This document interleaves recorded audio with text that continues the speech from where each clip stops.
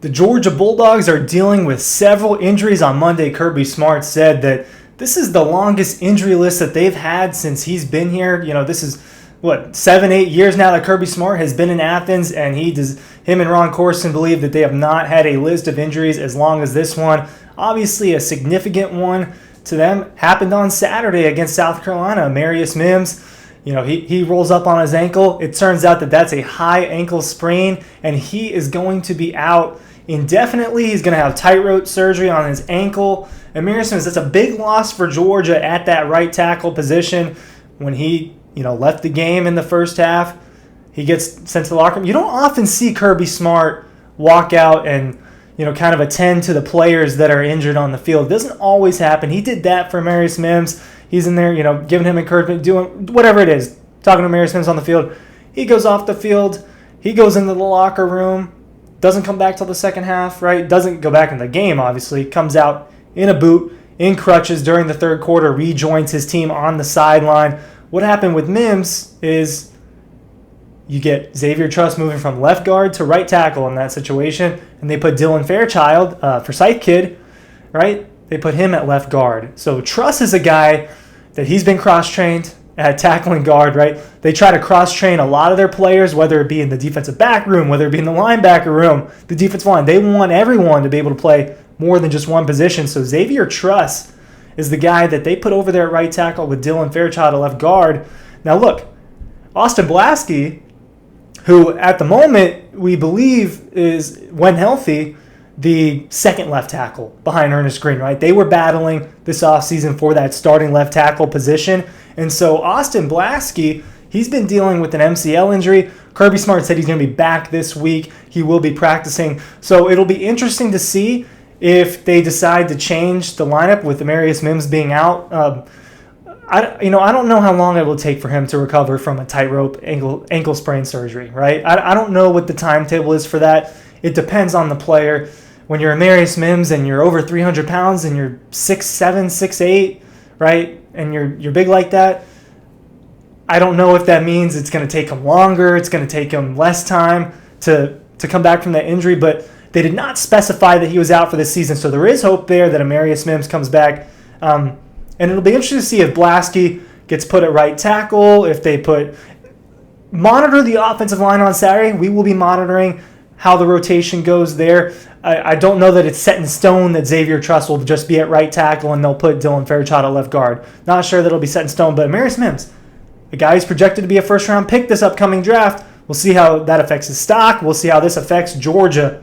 Moving on. Look, let's get the little Ladd McConkey. I'm not calling Ladd McConkey little, but let's get that conversation out of the way. Who knows when he's coming back at this point? I'm not sure. He's day-to-day, right? That's how they've described it. It's some sort of back injury. And look, back injuries can be weird, guys, especially if they can't exactly figure out what's going on. But he's been working back. He has not dressed out at all this season, right? So this is 3 seasons in a row now where Georgia's projected top wide receiver not starting the season, right? Not starting the season. George Pickens, 21, doesn't come back till the SEC championship game, I believe. And then A.D. Mitchell, 2022, right? He gets hurt early on in the season, and then he doesn't come back for a very long time. I believe it was also the SEC championship game, if I'm remembering correctly. Correct me in the comments if I'm wrong on that, but I think I got that down right. Ladd will matter a lot for this offense, right? We saw how important Daijun Edwards was to Georgia's offense. Missed the first 2 games, obviously. Look, he's the leading rusher with about 118 yards through 3 games, and he's only played 1 of those games. So obviously, these injuries matter, right? Especially when they are to starters, when they are to important players. Kendall Milton's still dealing with an MCL sprain. To me, I'm not a doctor. To me, it looks like he's regressed in these 3 weeks. I'm not sure, speculation, but to me, it looks like it's gotten worse. He's, in my opinion, looked less healthy as the season's gone on. You might have a different opinion. Kirby might have a different truth. I'm not sure, but Kirby doesn't seem to be sure about where Kendall Milton really is at with this thing. Roderick Robinson, this is new, high ankle sprain, and Kirby said they'll find out on Monday. That's when I'm recording this today, Monday. They'll find out more about Roderick Robinson. But now that running back room, look, I know you get Daijun Edwards back in there, but there's a little bit of a revolving door with injuries. Branson Robinson out for the season. Kendall Milton dealing with the MCL sprain. Now Roger Robinson dealing with the high ankle sprain. Cash Jones, that's why Cash is in there getting touchdowns, right? Andrew Paul, not sure what's going on there, right? I don't know if that's just he's not getting reps. I don't know if that's just we don't feel like he's healthy enough coming back from his ACL. I don't know if there's another injury. That's the one player. And look, bad on me to not ask that question. If that doesn't get asked soon, I'll do that. I'll ask about Andrew Paul because people keep asking me, and I don't really know. I don't really know why Andrew Paul is not playing that much. Maybe he's just not that high on the depth chart. But yes, obviously, the Georgia running back room has not been healthy at all this season, and Kendall Milton's still dealing with that. So, hey, look, real quick, newsletter. Link is down below for the newsletter. Make sure you're signing up for that. It is free. It is free. It is free. Can't beat that. Can't beat that.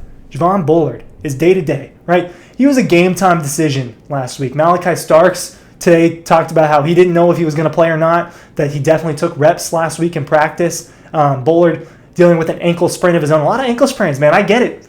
Look, I hoop a lot.